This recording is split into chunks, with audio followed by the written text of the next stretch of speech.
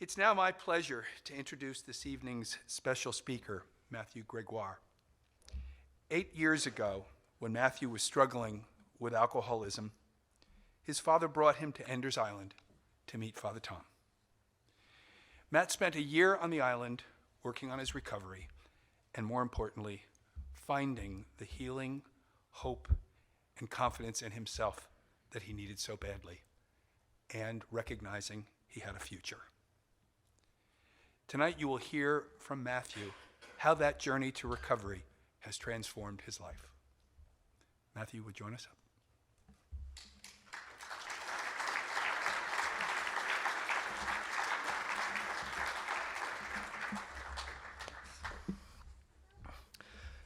Hello, thank you for the kind introduction, and to everyone here tonight. My name is Matt. I'm a former resident at Ender's Island. To give my testimony of the recovery community on Ender's Island is a great honor and very humbling. I'm a little nervous, and I may try to make a few jokes later on. We'll see if they land. But first, I'd like to tell you how I ended up on Ender's Island. To start, I grew up in a small town in Rhode Island. It was quiet and safe. I had all the opportunities and resources I could ever need: sports, good schools, friends, beautiful scenery, an ideal childhood. But regardless of the nurturing I received, I could not escape the fate of my nature. And that is,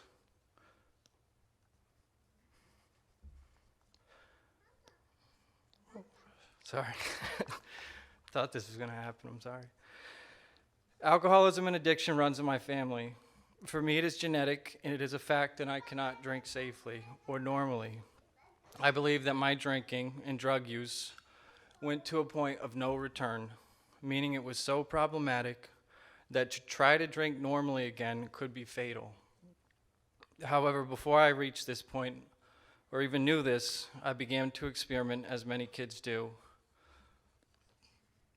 This is because while growing up, I felt a little different. I was a little more impulsive than other kids. I was shy, but also hyperactive.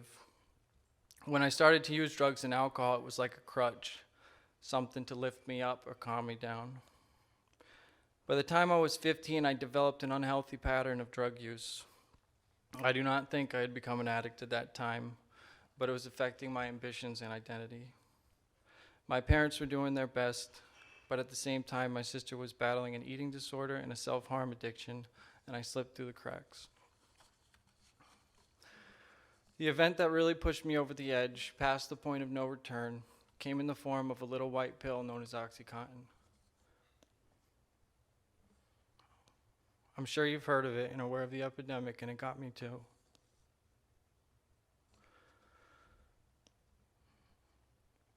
When I was 16, a member of my family had a bad back surgery and was prescribed massive amounts of painkillers.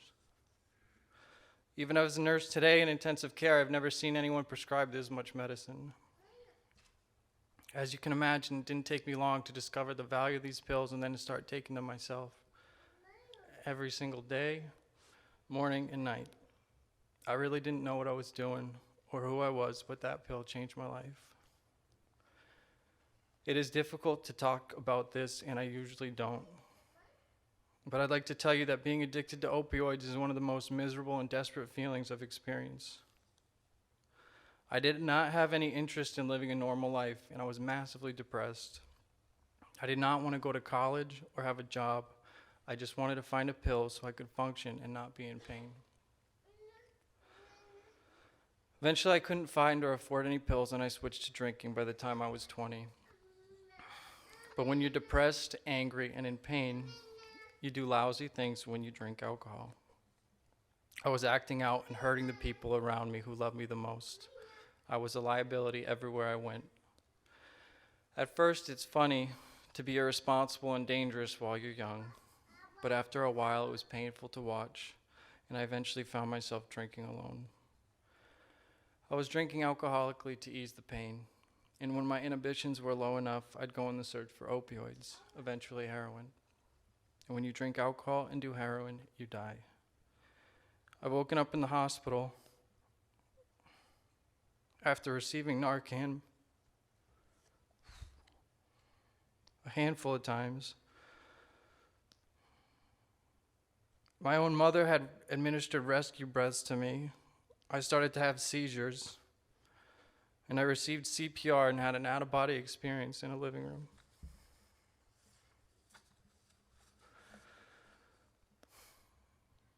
It got worse and worse, and I was also violent and dangerous. And by the time I was 22, I knew I was either going to die, go to jail for a long time, or get sober.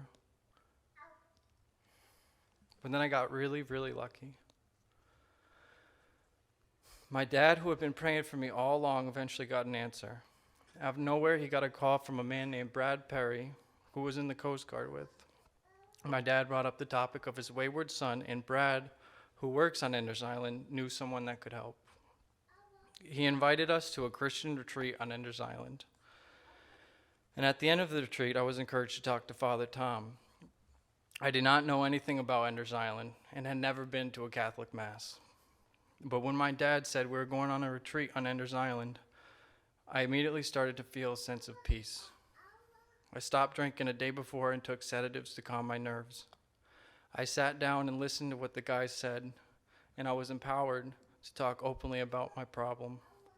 Very quickly, the men on the retreat agreed, oh yeah, I needed to talk to Father Tom. The recovery community was in its infancy at this time. This was 8 years ago. The way they described it was, there's a few guys who actually live on the island who are just like you. It was very word of mouth at the beginning of Father Tom's vision. I actually consider myself patient zero. When I first sat inside the Enders Mansion and spoke with Father Tom, it was very clear this wasn't going to be a week in jail or a court-ordered rehab. And that's also because I was ready to try, to at least try to try. I told Father Tom I was willing to do anything, and I meant it.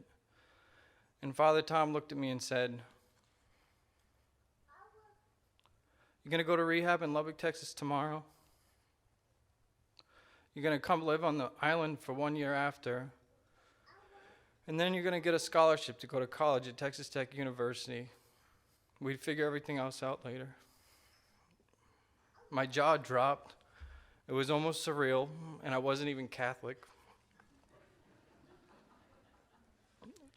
So the next thing I knew, I was in Lubbock, Texas, detoxing from 7 years of hard drug and alcohol use. And I realized, oh wow, this is going to be hard. My mind was a mess. I was paranoid and delusional and angry. And to make this more exciting, I was in the middle of West Texas, which is pretty much the furthest thing from coastal New England there can be.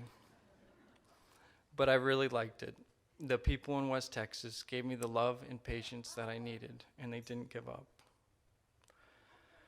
I spent the next year after rehab living on Ender's Island within the community. My job was to stay sober and to grow a connection with a higher power. I thought I knew how to act like a Christian, but I did not trust God or understand faith. And on top of that, my mind was still foggy, and on some days just getting out of bed was tough. But on Ender's Island, Carol Lee will find you and wake you up. They kept me busy on the island. I was given little jobs helping out in the office, then maintaining the grounds, and then washing dishes. I was encouraged to start reading books and received tutoring. I helped out Jim Moran on his farming operation. He'll tell you one time he actually caught me napping in the middle of the field. Like I said, my brain was still foggy. I talked to the priests and the nuns who were on retreat, and they'd listen without judgment. I was inspired by meeting people who were committed to the religious life and the service of others. I met wonderful families who prayed together, and I wanted what they had. I didn't feel like a resident or a patient. I was part of something, and that's what makes Ender's Island so special. Once my faculties were in order, I was to start taking classes at community college to get ready for Texas Tech. Father Tom encouraged me to take a philosophy class where I learned the different religions of the world and ideas like fatalism and compatibilism, and got completely confused. But I learned the most from reading Thomas Aquinas, and I really liked how Descartes famously said, I drank, therefore I am an alcoholic. The program was working for me, and it helped me redefine who I was. We were encouraged to be open-minded and try new things. We'd go to the Met or a Broadway show. I ate a pastrami sandwich from the Carnegie Deli before it closed. I was encouraged to explore new healthy things. I learned how to ride horses, was introduced to equine therapy to help children with debilitating illnesses. After 1 year on the island of work and sobriety, I was accepted into Texas Tech and their collegiate recovery community. When I got there, I was ready for West Texas this time. I went to meetings and sat in the first row and went to Mass almost daily. I was going to make something of myself with the help of the collegiate recovery community. To anyone wondering, the collegiate recovery community at Texas Tech is like a reverse co-ed fraternity. It is a safe place on campus where students of all ages and backgrounds get a second chance at life and education. To be a member, you have to have 1 year of sobriety and be working the 12 steps. It was the bedrock of my success and helped me to be proud of my recovery. This is because right there in the middle of campus, across from the student union, is a big brick building that says recovery right on the side of it. It is not hidden away in a basement. It is fully equipped with computers, a pool table, free coffee, and all the therapy you need. As the director, Tom Kimball, will say, the members of the center are giants. They are dedicated to the service of others with a passion. Within the center is a service organization known as ASAS, and the focuses were homelessness and recovery, awareness and education, and fun and recovery. The center offers members the chance to go on adventures like whitewater rafting, hiking, or camping. And once a year, they're given the opportunity to study abroad in the Czech Republic and experience the culture of Eastern Europe completely sober. Imagine the feeling to be someone who had been jailed or left for dead, to get on an international flight maybe for the first time and learn and recover. The students were so grateful and still are. They go on to get engineering and counseling degrees, PhDs, lawyers. Miracles happen at Texas Tech, and I'm very grateful for them. And doing my best at Texas Tech is how I met my beautiful wife, Paola. And I'll tell you the story how we met. It was 8 a.m. in the morning at an optional exam review, and there was Pao. Of the 27 students this optional class was offered, her and I were the only people there. So right away, I knew she was either smart and motivated or a little slow like me.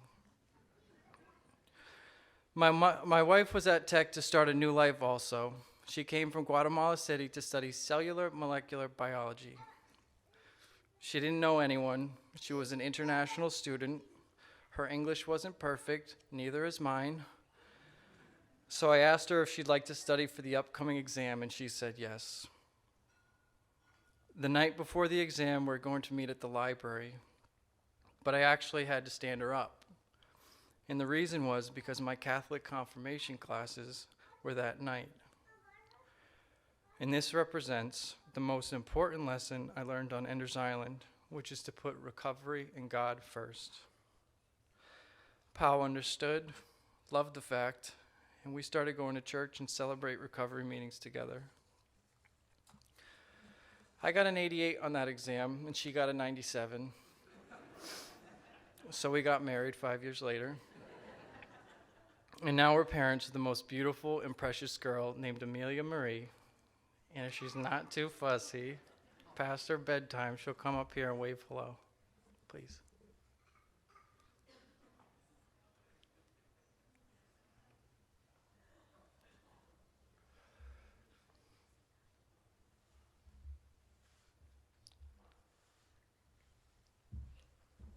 Say hi. Can you say hi? Viola.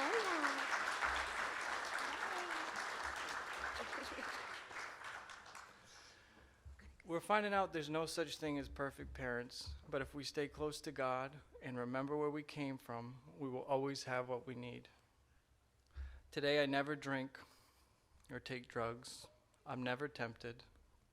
I've been sober since June 27, 2013, and I'm eternally grateful.